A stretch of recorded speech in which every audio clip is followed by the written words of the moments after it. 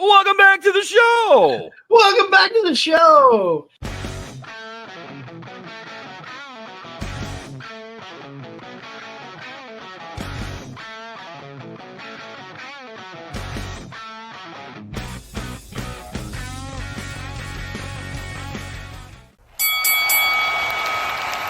And now, your hosts of the Card Subject to Change podcast, the For Frequency's Sake Tag Team Champions of the World, the Wizard CZ, and Never Wrong Nick Bull.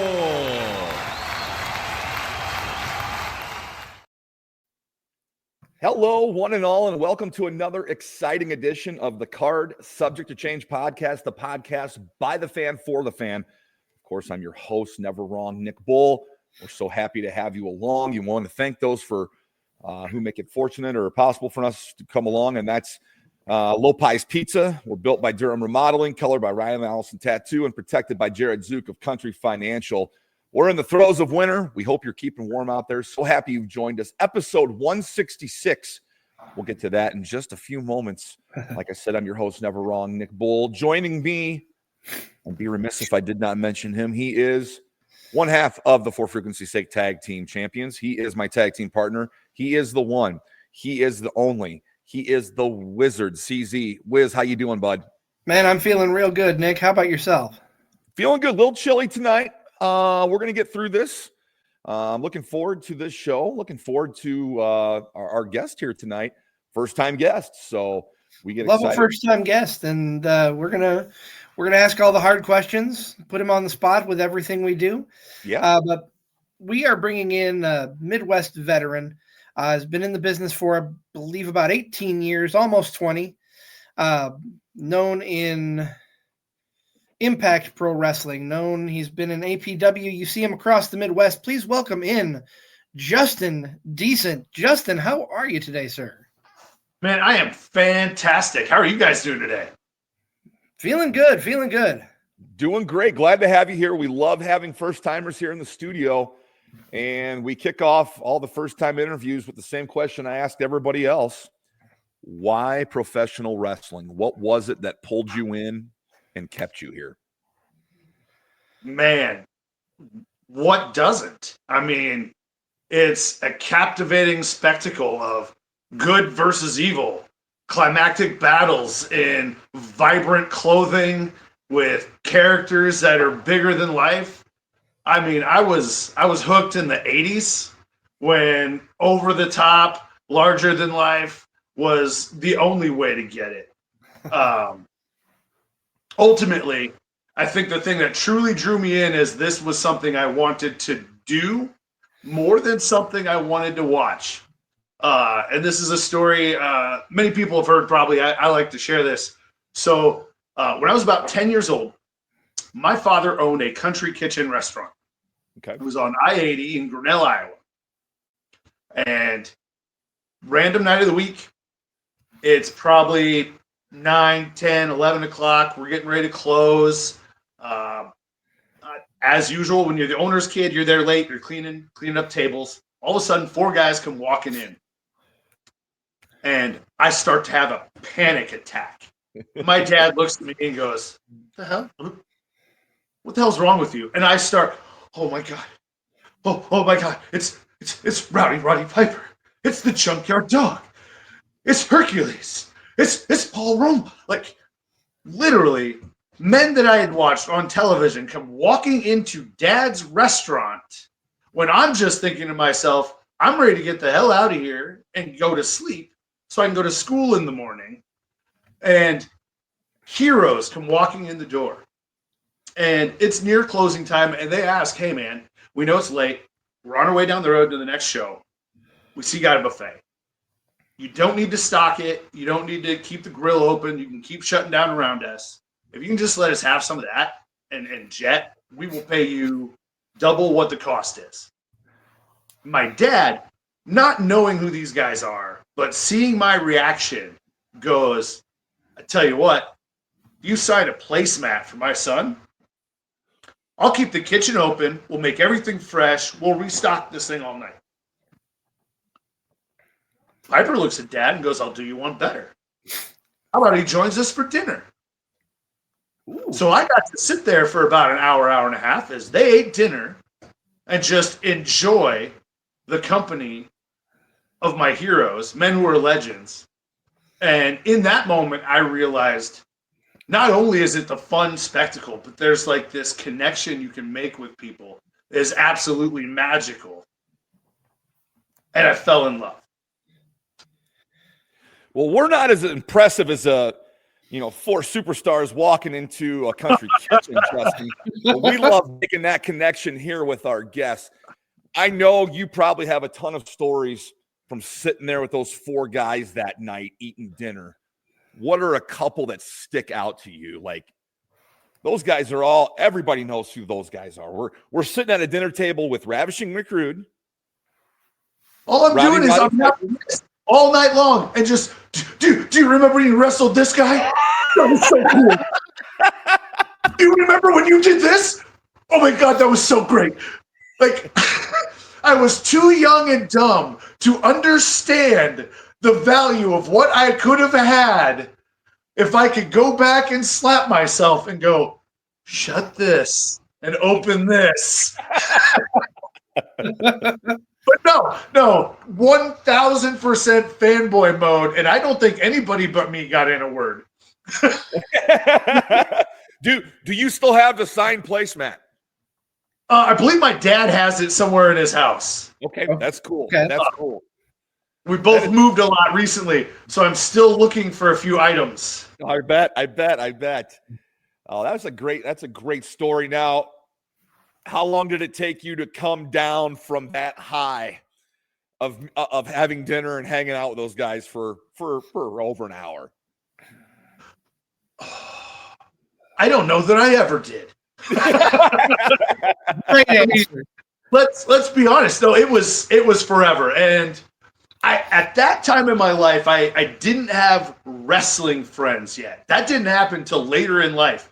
So the friends I went to couldn't give a flying fart in space about what I had to brag about or who I was talking about. My wrestling enjoyment was with my Uncle Tom, who was in the Army, so he wasn't even always around, and my grandfather that I saw every other weekend, roughly. My dad didn't like it. My mom didn't really watch it. So it was only in those moments that I really got to share my enjoyment with other people. Everybody else just kind of rolled their eyes and went, cool. Yeah. Well, that's I the know thing exactly about, what you mean. and that's the thing about wrestling is Nick likes to say everybody's a wrestling fan. Nobody wants to admit it. Absolutely. Man, that is a fantastic entry into the world of wrestling. Let me ask you, you mentioned four legends. Who was there a particular star that you said, okay, this guy's so cool, I want to be like this guy? Yes, but I never, ever really went that direction. Macho Man, that was my guy entirely. Infatuated with. 90% of the memorabilia I own, Macho Man, 1,000%. In fact, it was obnoxious for probably the first 10 years I wrestled. It was a given that once the bell rang and my match was over, this came to an end, and I just became Macho Man the rest of the evening until I woke up the next morning with a voice like this. All night long at the bar, it was, "Ooh, yeah, all night, yeah, baby." And I just could not stop. I mean, it's a pretty good imitation. It's a pretty good imitation. I see why you did it. Now, I do have to attribute, a buddy of mine loves to point out that from a physical standpoint, anybody who's ever truly seen me tromp around the ring, physically, I do embody a lot of Jim Duggan, I think, with I'll admit it, I'm very over the top, big flailing arms and legs. That's just how I approach life. Get out of my way. So talk about, you talked about how what made you want to do this great sport, this great business that we love. How did you get in? What was it like breaking into the business? I had a roundabout journey. So I grew up. So a couple years after that amazing experience, my family moved. My dad remarried. We moved to a new town, and I met my friend that got me into pro wrestling.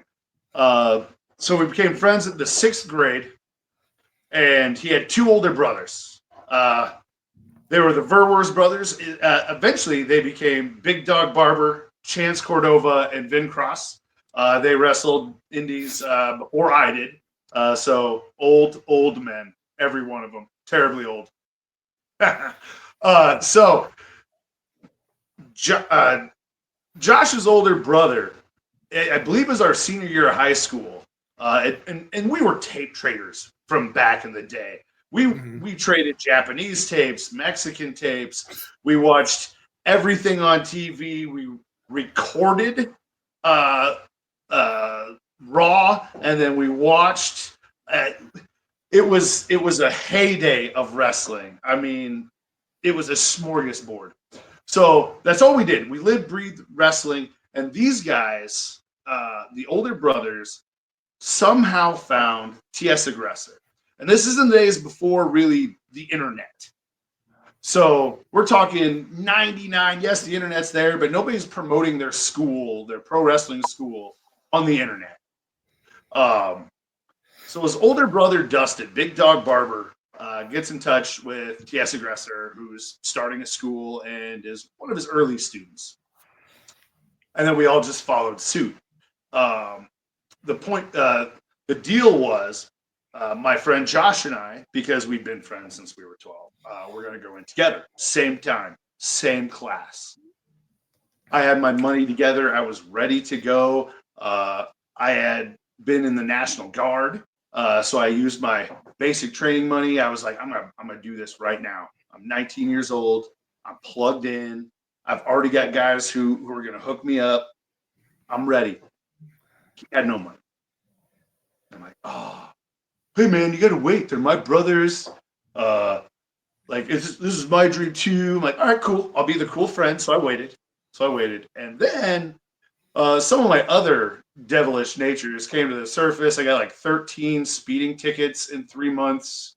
Whoa. A few other indiscretions. And next thing you know, a significant portion of my funds are diverted from pro wrestling school to the state of Iowa. And my buddy finally gets this opportunity from his brothers. Well, they make him a deal. At this point, one's wrestling, the other one's a ref looking to wrestle. And they make him a deal and say, we will fund your training. We get to pick your gimmick. He's like, okay, cool. He tells me, I'm like, man, you have to wait. I don't have the money now. Give me just a little bit of time. Nah, man, I'm going. Yep. So he began his journey with his brother's funding and their chosen gimmick of Giggles the Clown. Oh, and my.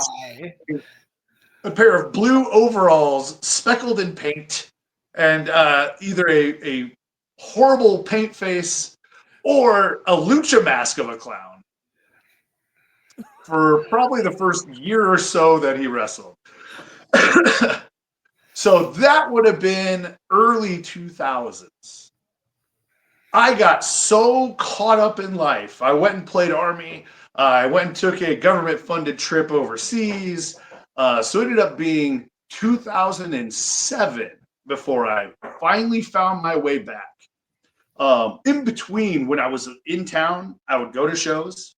I would help take tickets. I would record matches. I would do security. I would sell nachos.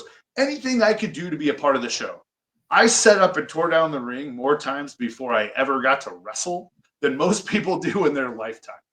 And I loved every bit of it. So when I came back from my deployment, I already knew everybody. I already knew TS. I already knew everybody on the card. I already knew all the guys. So I walked right up to him and I said, okay, when is your next training class? 6 weeks. Wrote him a check on the spot. He goes, oh, hold on to that. Wait till class starts. No. You will take this now. You will take this now, or I will never have this money again. I know me. I know my tendencies. January 2007, I started training.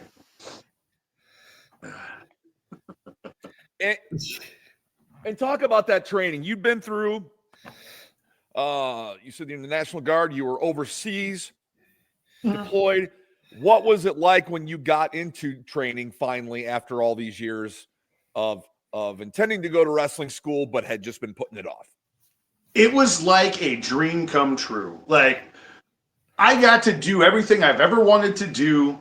I was, at the time, probably the best shape I'd ever been in.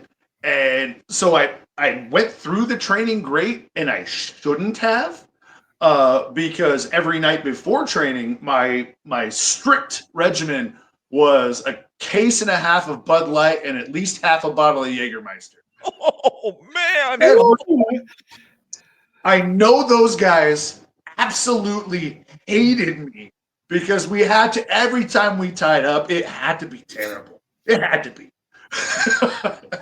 But it was fantastic. TS Aggressor is a phenomenal man, phenomenal trainer. Johnny Fitness would be there quite frequently to pitch in. Mr. Destiny, who would also train at Harley Races School a bit, I believe, off and on.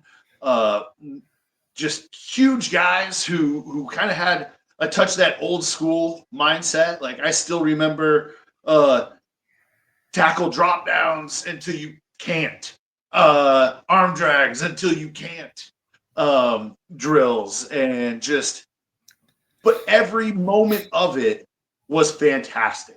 Every moment of it, I was switched on and 1,000% in, because I truly believe that the best thing for you to do in chasing your dream is have a touch of adversity and a little bit of a setback, because once you get there, you can truly appreciate it. So there wasn't a moment where I'm like, God, this kind of sucks, or oh, I'm blown up, or it was, man, this is the freaking greatest thing I've experienced in my life, every minute of it.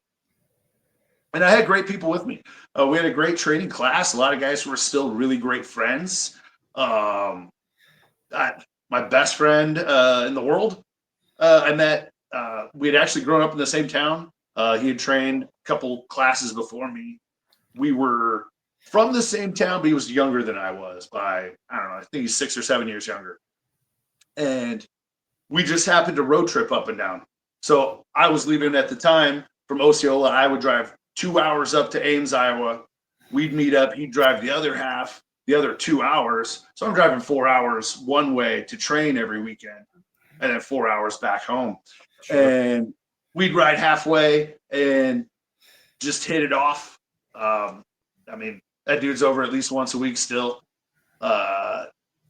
So wrestling has really also hooked me up with some of the greatest friends I've ever had. So, greatest decision I ever made. Talk about, you've gone through the training. You're stepping into the ring for the first time for your first match. Talk about what goes through your mind and what that match was like. So, and it wasn't against Giggles the Clown, was it? Oh man, I can top that. Okay, so, all right, here we go.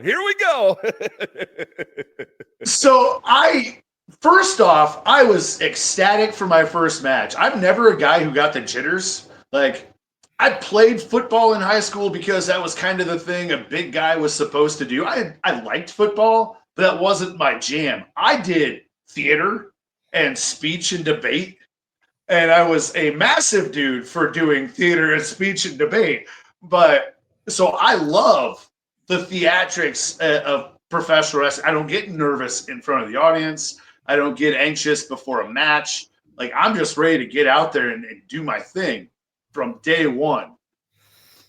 So going into my first match, I had the opportunity to wrestle a gentleman who's a friend who was a manager primarily, but also trained to wrestle,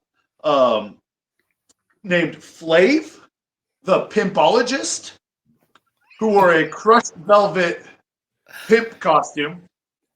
And I love him to death. Fantastic guy. If you watch the match, he is a wonderful guy, and he's deceptively athletic, but he is definitely not graceful in his movements. It is a wonderful match. I love it. It's a sight to see.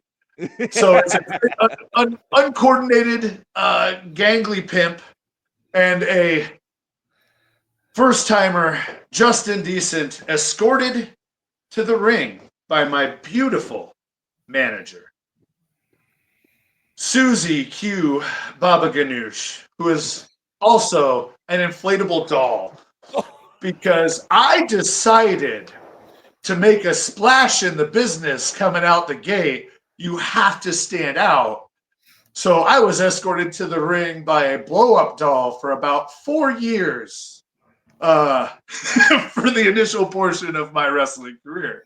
Well ahead of the promotion in Japan that uses a blow-up doll as one of the wrestlers. Absolutely. I was well ahead of that. Yes. I proposed to her in the ring. In fact, one of my favorite matches was against James Jeffries. And it was the day after I had legitimately proposed to my wife. And I make a comment during the match about proposing to the blow-up doll and how much I cried. And you can hear my wife go, "Bullshit, you didn't cry, and that's me."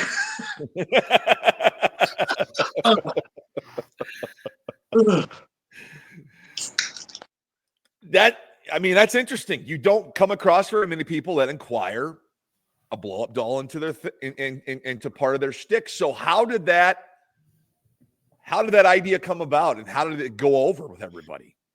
Random, just completely random. I was an Al Snowmark at one point, and I'm like, I could step that up a little bit.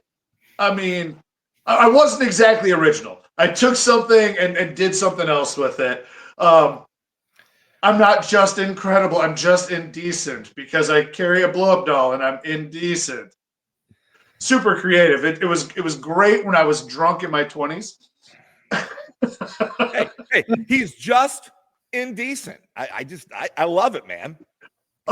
So it just was a random idea that I just ran with 100%. I mean, I took her job hunting at Subway and Hy-Vee. That got ironically enough, some of the other guys caught heat for that. I was out of town when TS came down on them for that.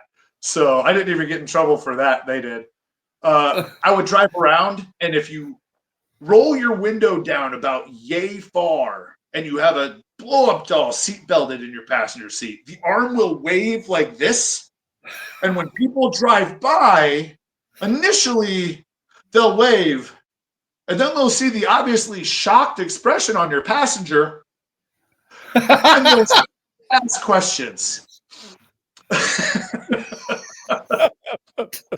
So, all right. She accompanied me for like 4 years. She would ride shotgun, was always over with the audience. She probably signed more autographs than anybody else on the card. And it was always weird because parents would come up and go, "Hey, can our kid get a picture with the doll?"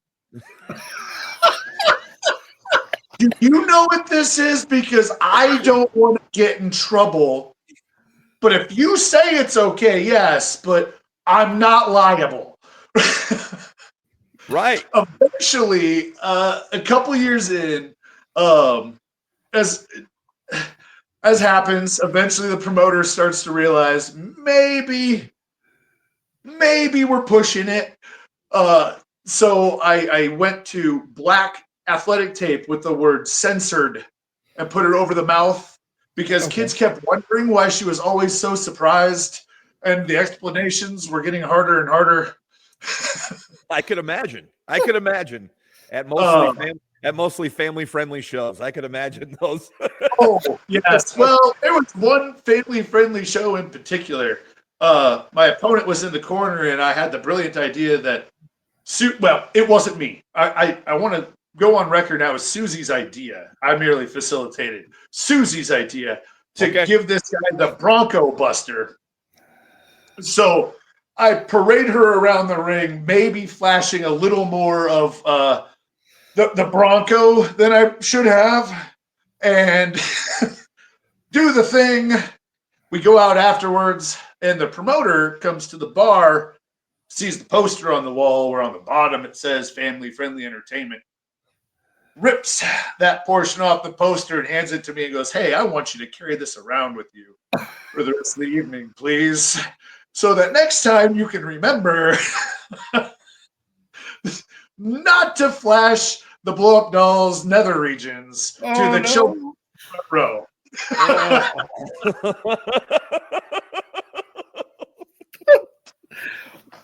So, okay, what has happened now to Susie? What was the ultimate nail in the coffin for her being written out of the story, and where is she now?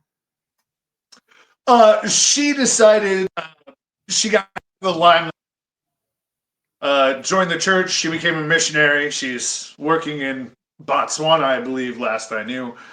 I wish her well. She's doing great.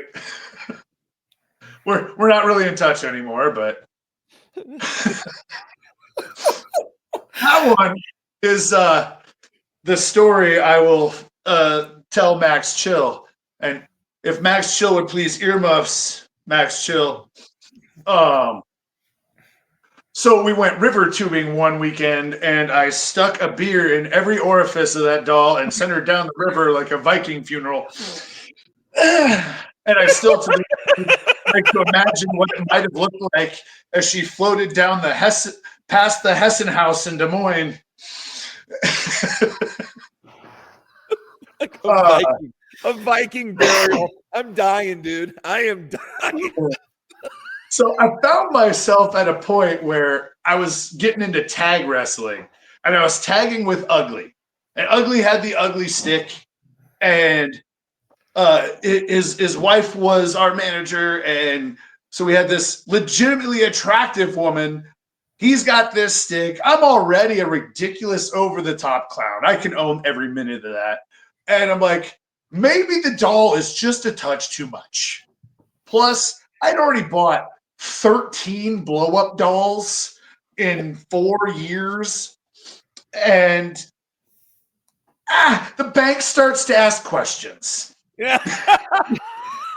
Write it off. It's for work. To have a rewards point card at the local adult novelty store because you buy so many inflatable dolls, and they recognize you for it, and they start asking questions. I also had run into, here's a fun fact. You don't get to open them up in the store and blow them up and see if they are the model that you like. Oh. They are not universal. Some have bigger endowments than others. And on 2 separate occasions, I bought a doll who was so gifted that the promoter required me to duct tape them down because they were larger than the head of the doll. Oh my. And that's where the line was. Yeah, I could see you opening them and not knowing what you're going to get. So you're just as surprised as everybody else. Yes, exactly. I always thought it was fun. It's almost like the company was playing a rib on you. It was the best version of Christmas every time. I was also shot down when I requested, like, to me, to really upscale the gimmick. Like, I asked to have a fundraising show with all funds going towards me upgrading to a real doll. Nobody else was really behind the idea. But I put it out there. I've got one question I wanted to go back and ask. I hate backtracking, but I hear you say something and I want to point it out. You talk about tape trading back in the day and all the different type of wrestling you were exposed to with those tape trades. Do you remember guys you were interested or you were like introduced to by those, or any memorable shows or matches you remember seeing from those tape trades? I always liked a lot of either the strong style stuff or the fun, like gimmicky stuff coming from Japan. It's big into Curry Man, just because. Yep. It's fantastic because I came into the business in a weird situation where I was kind of plugged in but not training. I had those three brothers who included me quite a bit. So I actually went on a trip to Illinois before I started training. This probably would have been 2005 maybe. To a training camp in Illinois by Christopher Daniels. Now, when we showed up, apparently he was not made aware that it was a deal where there was like a group of guys who hadn't had training and a group of guys who had. So he thought everybody was going to be a little more experienced than they were. So there's some initial miscommunication and frustration, but it was kind of cool to see somebody. That was my first experience of seeing somebody I saw on television or on tape and getting to meet them in person and like have an interaction. Sure. So that one always kind of stands out. And then I almost forget because I not to slight them, I kind of forget it. I did train for a few weeks prior to training with TS Aggressor and prior to my deployment because the three brothers own their own ring and were going to train me.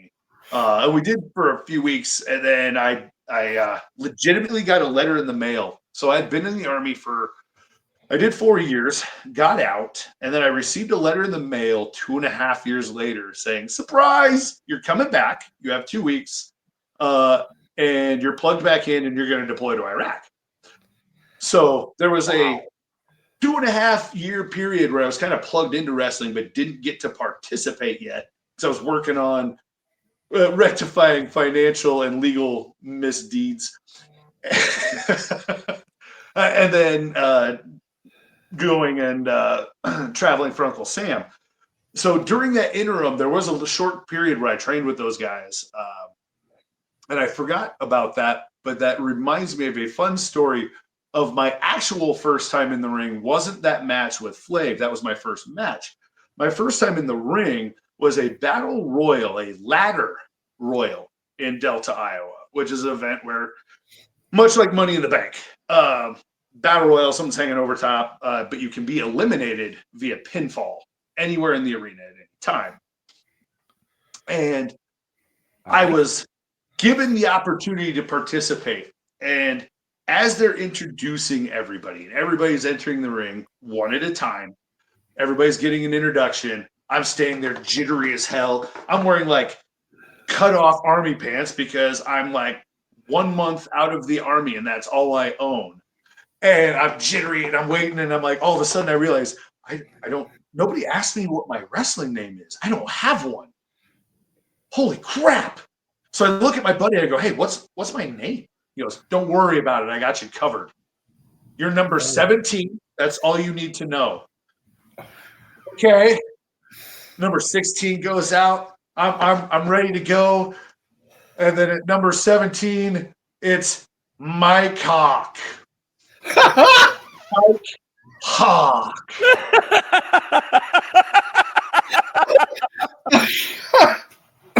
So for the rest of the night, we go out to eat later. The rest of the night, that's the running gag. Oh, man, my cock took a beating. I just choked my cock in the corner all night. Mike Hawk. Out there. And the problem with the guys who bring you in the business being three brothers who have known you since you were 12 years old and have treated you like brothers since you were 12 years old is I was kicked in the genitals 13 times during the course of that battle royal by those three individuals. And at every instance, welcome to the business, kid.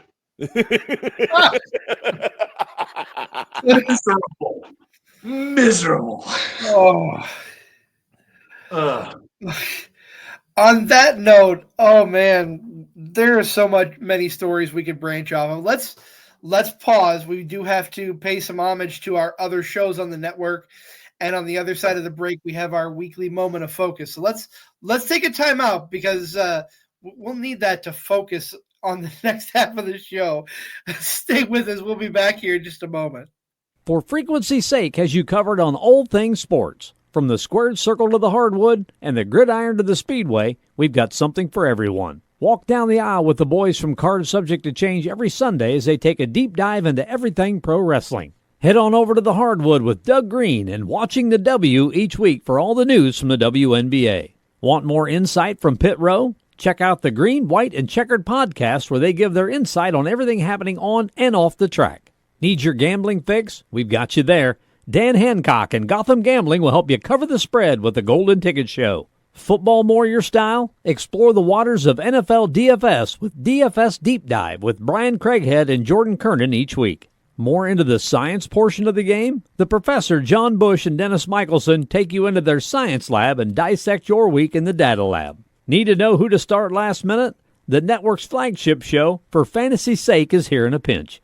The fellas come to you live every football Sunday from 10 to 11:30 Central with the week's best DFS, gambling, and lineup advice. And wrap up your Sundays with Joe Winkle and Nick Brinks as they come to you live with educated ignorance, looking at all the day's action. Not enough football on Sunday? Not a problem. Kick your feet up at lunch on Monday and slip into the football lounge with Mark and Dan while they look at the week that was in news, notes, and more. For Frequency's Sake, you know what we mean. Welcome back to the show. Welcome back to Card Subject to Change, episode 166, our discussion with Just Indecent. We're going to get back to that momentarily, but CZ, we have to visit JT Energy first, I believe. We do. We have to get back on track and just take a moment to focus. So here we are with episode 44 of our weekly segment from JT Energy and his moment of focus. Welcome to a moment of focus with the feline phenom, JT Energy. And this week, the boys at the Card Subject to Change podcast, well, they are interviewing a very decent human being. In some circles, maybe a indecent human being. But regardless, Just Indecent is in the studio. And my friends, what are we focusing on today? What are we going to take our time and think about? Well, we all have a different set of things on our plate every single day. Sometimes it can be overwhelming. But what we need to focus on is tackling those things one by one. Don't forget, even when your plate is overloaded, you can work through each and every one of those things, step by step, day by day. So don't let your life rule you. You rule your life. This, my friends, has been a moment of focus with the feline phenom, JT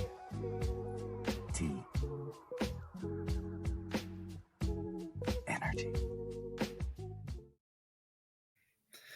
And of course, if you want to watch more of the episodes of the Moment of Focus, you can go back in our archives, watch the episodes on YouTube at CSTC Podcast, or you can catch JT Energy himself on Facebook. Look for JT Energy, or across social platforms at DJ Click and Play, anywhere you want to find him. But we are back here on the Card Subject to Change podcast. I am the Wizard CZ, and I'm joined as always with my partner, Never Wrong, Nick Bull, on the podcast By the Fan, For the Fan, powered by Lopez Pizza, built by Durham Remodeling, colored by Ryan Allison Tattoo, and protected by Jared Zook of Country Financial. We are sitting down with Just Indecent. We've had a raucous first half of the show. I can't wait to see where we go next. Man, so many things I could ask, so many ways we can go. Justin, let me ask you this. Okay. Are you following current product? And if so, what are you watching? I got to be honest. I'm a haphazard watcher of current product, mostly because I got a 3-year-old and a 1-year-old. I've been very busy lately with mostly animated ponies and dogs. So I catch when I can. I like everything though. That's the beauty of professional wrestling, is the variety. So I can't say when I watch that I lean towards any one thing. Though I must confess, if I do have a minute, I'm probably going to go back into the vault and find something older. All right. That's just. And what's that going to be? What's that going to be? Yeah. Ooh, depending on my mood, I like a lot of territory stuff, a lot of old school, early 80s. I like some Mid-South, Georgia, Carolinas, anything from that region is usually fantastic. I can't get enough of 80s WWF. I'm going to watch Macho Man and then jump to something else, come back. I have my preset list of probably 10 matches I'm going to fall back on every time. What are they? What are your go-tos that you like to go back and watch? I think I love hearing what other people are watching because it leads me to possibly watch some of that stuff. So one of my absolute favorites is there was a European tour, and it was Macho Man HBK with Sherry. And there were 2 matches. One you can find on probably on, I don't know where it's at, Peacock, Netflix. I don't keep track of where it's all. I have a subscription to all of them, so I know I'm going to be able to find it. Right. There was one you can find easily on the network, but there's another one that isn't, that was in Germany, where the story is Macho Man had his match with Flair at WrestleMania, been in the figure 4, knees messed up. So he wants to continue to sell that leg through the European tour. And the story is he took a thumbtack and put it in his boot prior to the match and wore it out there to constantly be a reminder of, hey, this leg's broken. So if you watch the match, you can see that it is the most fantastic use of the working of the limb that every old guy wants to tell you about from 2 guys you wouldn't expect it from. And it's a phenomenal match. definitely be on the lookout for that. HBK and Macho Man, 2 matches. You said they fought on a European tour. So this would have been like maybe after WrestleMania 8. It was right after Flair and Macho Man. Or is that? Yeah, Flair and Macho Man was WrestleMania 8. Was it not CZ? No. I believe so. Yep, WrestleMania 8 in Indianapolis. That's how I remember. So, okay. Gives you a time period to go look for then. But, yeah, I just love hearing what other people watch because I do the same thing. I get 5 or 6 things open and I hop around. I really can't sit down and watch a whole thing unless it's a whole show. But, yeah, I love hearing what other people have to watch. But I also will like randomly choose like, hey, I want to watch Clash of Champions, or I want to watch, something of that nature where, maybe not a pay-per-view per se, but pay-per-view before pay-per-view, a closed circuit or something. Sure. Something I remember watching from, when I was a kid. Everybody likes that nostalgia. What brought you to it? I was so upset. So one of my go-tos for a while was watching old school NXT. Old school, it's been around for 12 years now. I was watching from the beginning, and now since they made the jump onto the CW, you cannot find the archived episodes anywhere other than the takeovers, which are still on Peacock. And I was so upset because that was my go-to for a while, just continuing to watch those old shows. But I love going back, and I think right now to kind of pick up where NXT failed me, I'm watching Nitros. And I got to tell you, I've mentioned this to Nick off the air a few times. I was always a Hulkamaniac growing up. Macho Man was number 2, and the big storyline for me getting into the business was the Mega Powers exploding. But watching some of these Nitros back with Hulk Hogan as the biggest face in the world, and seeing what he does in the ring, I'm like, how are we cheering this guy? He's terrible. He's evil. Sitting there back raking and eye gouging. And Ever number 2. oh man. No, I used to love watching Nitro. So I found that I could record Nitro, and afterwards, it was always followed by movies for guys who like movies. Okay. So So it would always be some like cheesy 80s action movie immediately after. So I'd record it on my VHS tape, watch Raw live with my best friend, and then we'd immediately, once Raw was over, watch WCW, and then watch whatever terrible movie followed. We never did anything while in school on Tuesday. Well, talking about flipping back and forth, I was very similar. I wouldn't record Nitro, but I would watch Raw, and then they would always rebroadcast Nitro about an hour or two after the original airing of the show. So I would go back and I'd stay up late watching it that way. Were you more of a WWE guy or a WCW guy, or were you a little bit of both? You know, it's kind of the same thing as to why I like where the wrestling industry is now. I've never been a brand guy, a company guy. I know who I like to watch, who entertains me, who draws me in. I don't care where they're at. That's what I'm going to watch. And that was the big change in wrestling as a whole. We went from this territory mindset to this brand mindset. And now we kind of exist in this world where, in all reality, fans don't care where you work. They care about the individual wrestler. So wherever you are, they're going to follow you. So I had my favorite people that I liked.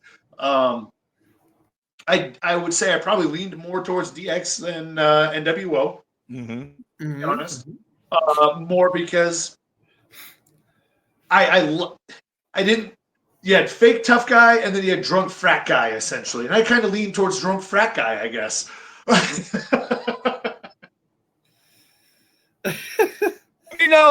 was NWO and DX were big for both during the time, and it was just kind of your preference. I mean, I was probably more of a WWF guy, but man, I definitely watched Nitro to watch different guys. I love the mid card and the lucha stuff over on Nitro more so than the main event stuff. So to go back and watch Nitro right after Raw aired was always a big thing. I thought that was great. We thought we had it made then, and now look at all the wrestling we have now.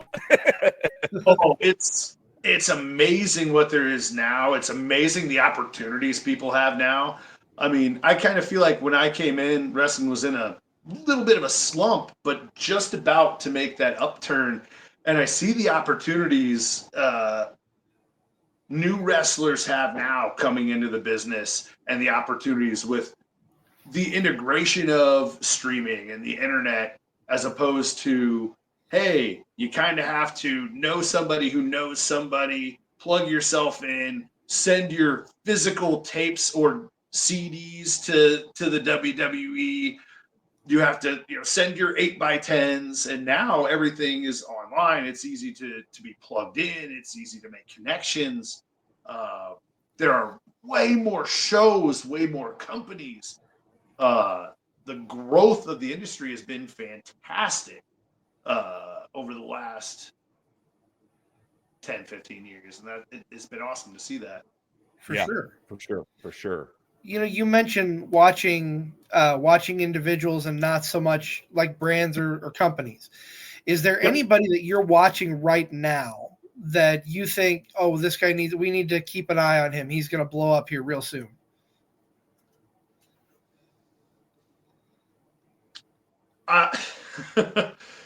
I would love to answer that, but I'm going to be completely honest. I'm not as plugged in on the current product to be able to answer that question. I could tell you guys locally that I think are that way. I think ZK47 is a kid who's going to do great things. I think Ethan Everhart is a kid who's going to do great things. I think the golden boy, Bryce Jordan, is going to be somebody. Jackson King can catch some eyes. Of course, I'm partial. I really like these kids, but there is a lot of amazing up-and-coming local talent that I think is going to explode in the next 3 to 5 years. And that's And we see a lot of that. We see a lot of that here on this side of the state of Iowa. I know you're kind of centralized. Don't get over to the east side of the state very much, but no, we see a lot of that here. I could name a handful of names that I think are going to blow up here real soon and just be big stars. What advice do you give, being in this business for about 18 years? What advice do you give to the younger talent that are coming into the business and trying to make a name for themselves? 2 things. I would say never get so lost in where you're at that you're not willing to learn a little more. There's always going to be somebody who has something to share. And it might not be who you expect it to be. You could look off into – that's the beauty of indie wrestling. It's like playing it's like having your Iowa Cubs and your summer softball league all playing the same game. You've got guys at various ambition levels and various points in their career. But nobody can be discounted. Somebody is going to give you a nugget of information that can make a significant change in either how you look at the business, how you do something that makes a change in you, that creates something that catches somebody else's eye. So be willing to listen and learn from anybody. And 2, don't be afraid to really get out there and try something new. That doesn't mean do a new flip. Don't do a new dive. Don't get caught up in this is what I do, so this is what I'm always going to do. But I think to me, the key element for me, both what inspires my love for pro wrestling and what I would hope everybody else would take with them is, at the end of the day, we're a bunch of weirdos in tights if it's not for the fans. Remember the audience. That's what makes us different than every other sport, is we acknowledge the fact that there's an audience and they matter. Make them matter. That's why I love going to indie shows across the Midwest here, is you're more plugged in with everybody that's working the event, with everybody that's around you. You make new friends, and it's a more intimate feeling than you go to an arena show for, whether it's AEW, WWE, or even like TNA. Sure, they're acknowledging the fans, they're getting you involved in but it's a different feel. Yeah, it's more of a family oriented feel when you're at these indie shows across the U.S.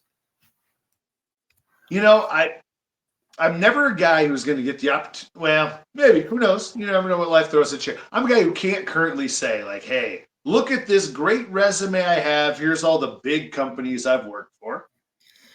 But one thing I can say is I've never failed to make a connection when I've been on a show. And the reason is I never let go of that 10-year-old kid sitting at that table. Remember why you got into this? And inspire that in everybody sitting in the seats, and you'll be somebody they remember. That's a good way to look at it. That really is a good way to look at it. I mean, I know we were talking, a lot of people were talking after the first Raw on Netflix that took place this past week. And everybody's like, what'd you think? What'd you think? And I'm like, could you imagine being 8 to 12 years old and that was like your first time watching wrestling? I mean, I'm 44 and I thought it was cool. I can't imagine what like an 8 to 12-year-old thought watching this over-the-top, mega, larger-than-life performance. Yeah. I mean, I don't know. It'd be cool to be 8 to 12 again and watching that and what it would be like from that vantage point. I can only imagine. And I love when you said, keep that 10-year-old self in mind, because part of what draws us to this business, in my opinion, is one, nostalgia, and two, and Nick's having some technical issues, but it's the magic that you feel when you go to these shows. I'll speak for Nick. He was on a podcast a week or two ago with a friend of ours here locally and talked about how he walks into a building and he still gets that glow, seeing the ring, seeing the crowd filling up. He's there with his people. And that's what I love about this business, is you're there connecting with everybody possible. Absolutely. And there's nothing to be the connection, not only with the wrestlers in the audience and the individuals, but it's amazing how everybody can feed off of each other and feel interconnected, because pro wrestling is a fringe kind of thing. So everybody who's there kind of has that special connection. Like, hey, most of your friends think you're weird too. You probably, it's one of those things where it's that little bit of extra that made us different that we all get to connect on as well. We're not a mainstream kind of people. It's what makes us fringe that helps us connect. It's our geek, and it's fantastic, and I love every bit of it. Without a doubt.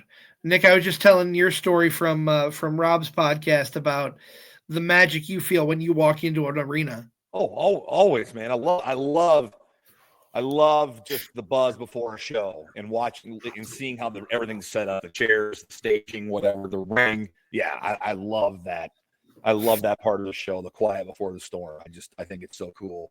And it's what I tell everybody. It's like, man, when you make wrestling friends and you go to shows and you're on chats together and text message groups, and like, I wish more people knew about this or cared about this like we do. This is great. I think so many people are missing out on such a cool thing. I agree. That's why I'm infectious. I can't not bring it up to everybody at every chance I get. I know. Guilty. Hey, I like wrestling.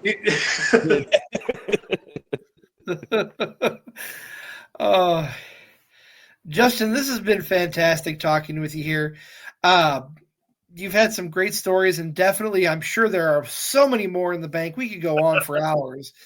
But I tell everybody, we try and be respectful of everyone's time, yours, mine, and our fans. So we're getting close to that hour mark, but definitely want to have you back on at some point to share more stories. Absolutely. I'm off the hook, though. Got to tell us where people can find you coming up and where they can find you on socials. Well, I'm going to be APW, Waterloo, Iowa, January 25th. I'm on Twitter, Instagram. I'm going to. Here's the problem, gentlemen. I'm 44 years old, and I work with these for a living. I'm not great at my social medias. You can find me on Facebook. Most of you know how to find me better than I can find myself. Oh, I understand that. You're very easy to find on Instagram. Just Thank goodness, because that has been one of my great hindrances in this great business is I use technology like a handicapped chimpanzee. I'm just not good at it. Yeah, I'm the same way, but I see it's pretty easy to find on there. So you'll be at APW coming up. Yes. What else? What else is in store? What big plans does Justin Deason have in wrestling in 2025? 2025, I have ambitious goals. So I got to sit out for quite a little while. I had knee problems, shoulder problems, as happens as you get older. I also had 2 kids, but there's an old saying: beware the old man in a profession where young men die early. And I have a particular resilience and tenacity about me, and I'm really kind of looking forward to coming into 2025 and reminding people why I'm still here and exactly why my resume is what it is. As you get older, you put on a couple pounds. There's some gold-plated girdles that are calling my name.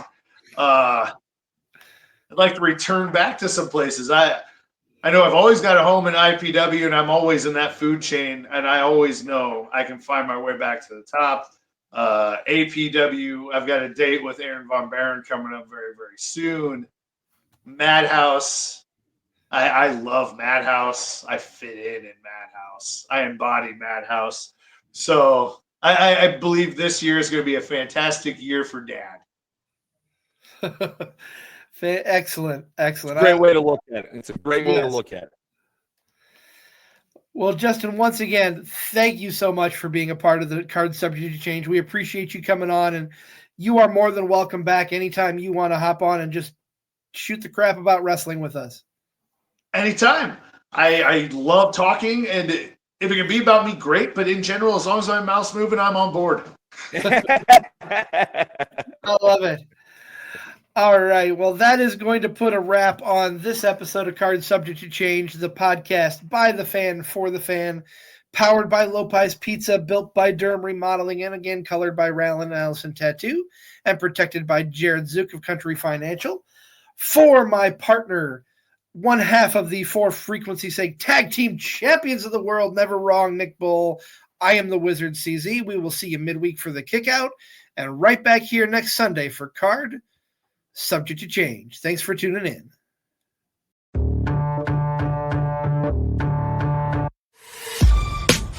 This has been a For Frequency's Sake Podcast Network production. For more great content, subscribe to For Frequency's Sake on YouTube, Facebook, and Twitter.